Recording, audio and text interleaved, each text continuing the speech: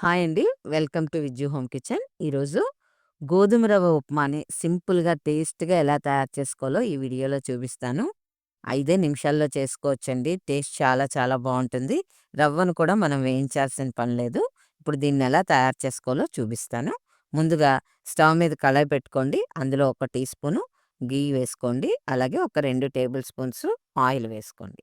ఘీ లేకపోతే ఆయిలే మొత్తం వేసుకోవచ్చు. ఆయిల్ కొంచెం హీట్ అయ్యాక ఆవాలు, అలాగే ఒక టీ స్పూన్ శనగపప్పు, ఓ టీ స్పూన్ మినపప్పు వేసుకొని ఎర్రగా వేయించండి. చక్కగా ఇలా ఎర్రగా వేగిన తర్వాత ఒక ఇంచు అల్లాన్ని చిన్న ముక్కలుగా సన్నగా కట్ చేసి వేసుకోండి. అల్లం కూడా వగరు వరకు వేయించుకోండి. ఇలా కొంచెం వేగాక 3 పచ్చిమిరపకాయలను కూడా సన్నగా తరిగి వేసుకోవాలి. పచ్చిమిరపకాయలు కూడా ఆయిల్‌లో కొంచెం ఇలా వేగాక ఒక ఉల్లిపాయని సన్నగా తరిగి వేసుకోండి. ఇవన్నీ కూడా ఎర్రగా వేగాలండి. ఇవి బాగా వేగిన తర్వాత వెజిటబుల్స్‌ని యాడ్ చేసుకుందాం. ముందుగా క్యారెట్ ముక్కలు వేసుకోండి. ఇవి కొంచెం లేట్‌గా వేగుతాయి. వేసి ఒక 30 సెకండ్స్ వేయించిన తర్వాత మనం ఇందులో గ్రీన్ మటర్ వేసుకోవాలి. ఇది పూర్తిగా ఆప్షనల్ అండి. మన దగ్గర ఉంటే వేసుకోవచ్చు. కానీ వేసుకుంటే మాత్రం బావుంటాయి. చక్కగా ఇవి కూడా ఒక నిమిషం పాటు వేయించండి. ఇలా వేగించిన తర్వాత ఇందులో ఒక మీడియం సైజ్ టమాటాని సన్నగా తరిగి వేసుకోండి. చూడండి, సాధ్యమైనంత చిన్న ముక్కలు కట్ చేసి వేసుకోండి. టమాటా కూడా చక్కగా మగ్గిపోవాలి. ఇది బ్రేక్‌ఫాస్ట్‌కనే కాదండి, హాట్ ప్యాక్‌లో పెట్టుకొని లంచ్‌కి కూడా మనం పిల్లలకి కట్టుకోవచ్చు. ఇప్పుడు ఇలా టమాటా మగ్గిన తర్వాత కొంచెం పసుపు, కొంచెం కరివేపాకు వేసుకొని చక్కగా కలిపేయండి ఒకసారి. మొత్తం ఇలా కలుపుకునేక అప్పుడు వాటర్ వేసుకోండి.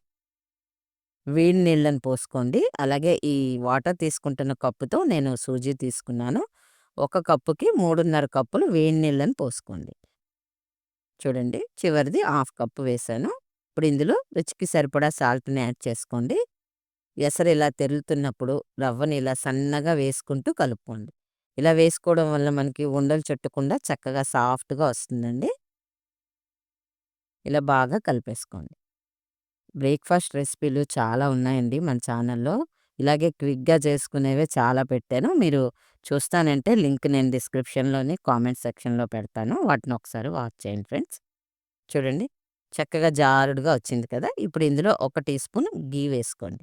ఘీకి బదులు ఆయిల్ అయినా వేసుకోవచ్చు. అలాగే కొంచెం వేయించిన జీడి పలుకులు, సన్నగా కట్ చేసుకున్న కొత్తిమీర వేసుకొని ఒక్కసారి కలుపుకోండి. టేస్ట్ అయితే చాలా చాలా బావుంటుందండి. ఉప్మా తినలేనోళ్ళు కూడా చక్కగా తింటారు. ఫ్రెండ్స్, మీకు నచ్చినట్లయితే లైక్ చేయడం మర్చిపోకండి.